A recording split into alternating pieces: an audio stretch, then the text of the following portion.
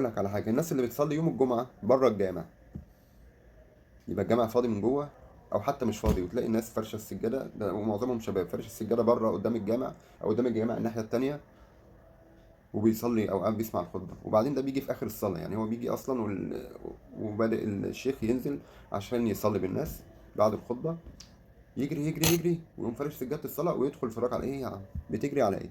انت على فكره، يعني انت لو هتخش الجنه، لو هتدخل الجنه بالطريقه دي، انت هتبقى اخر واحد يدخل الجنه، ومش هتدخل، انت هتقف على الباب بره، زي ما انت وقفت بره الجامع ما رضيتش تخش بيت ربنا. ربنا بينادي لك وانت مش عايز تدخل بيت، انت في ايه بينك وبين الجامع عشان تصلي بره الجامع؟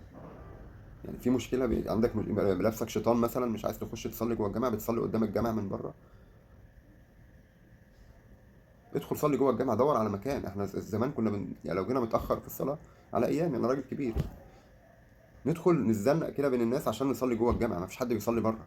وده ولازم يتمنع الموضوع ده، صلاتك بره ما تنفعش، انت جاي تصلي جماعه، ما ينفعش تصلي لوحدك على رصيف، دي مش صلاه، دي مش جماعه. انت شاب لسه، انزل اجري،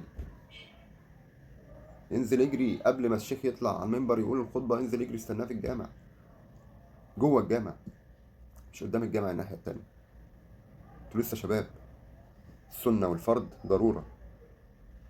لو عايز تظبط حياتك فعلا، لو عايز تظبط حياتك وما تشتكيش من اي مشاكل عندك في الحياه، ظبط علاقتك بربنا.